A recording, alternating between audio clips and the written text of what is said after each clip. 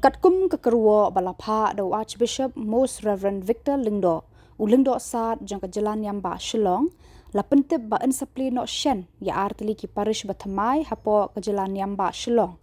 kawei hamau kerdep Riboy district bat kawei pat harang BB East Khasi Hills district hagate kekerwo Archbishop ulatho kumni ha ki lingdo ki reuniam bat ki pat runget jang Jyllaniambah Shillong kajing kublai kit bokit ruang bat kajing kerku kerdo ya phi baro hauni usnem jubilee jong kajing kermen ngilayo mat shibun kijing kerku kerdo bat kijing dan rengkat jong ukenrat ha kajing ya lenti jongi kum ki pilgrim jong kajing kermen da kani kashiti ngakwa ban ai happy ka khubor babha da kajing iet berkajing kerku jong ublei ya ka Jyllaniambah jongi bat nakabenta kajing baha jing miat bat jing bit jing biang jong kajing immensim jong ki pai runget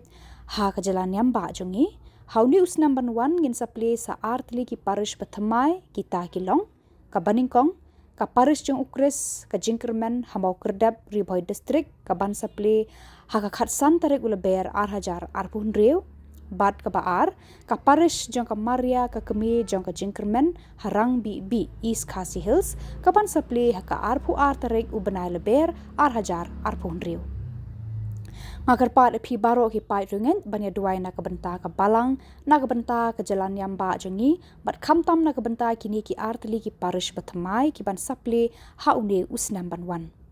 tu ukris jong ka jingkermen unang senran ban betin lenti yangi bat ai baka kemi beneng ka badai ka kemi jong ka jingkermen jongi kan nang yasa na kabenta ka Jyllaniambah jongi bat na kabenta jongi baro ngaduai bat ngakerku kerdo ya phi baro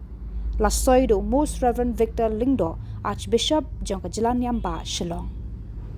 kani kajing penbena kalong kadak kajing kiu shaprang jong ka balang bat kajing yar ka hima ublei shiki than nong gondong bat ka pen iru ya kajing kit kli jong ka Jyllaniambah pan penroy ya kajing emmensim da kajing ya penmi ya ki Parish Thymmai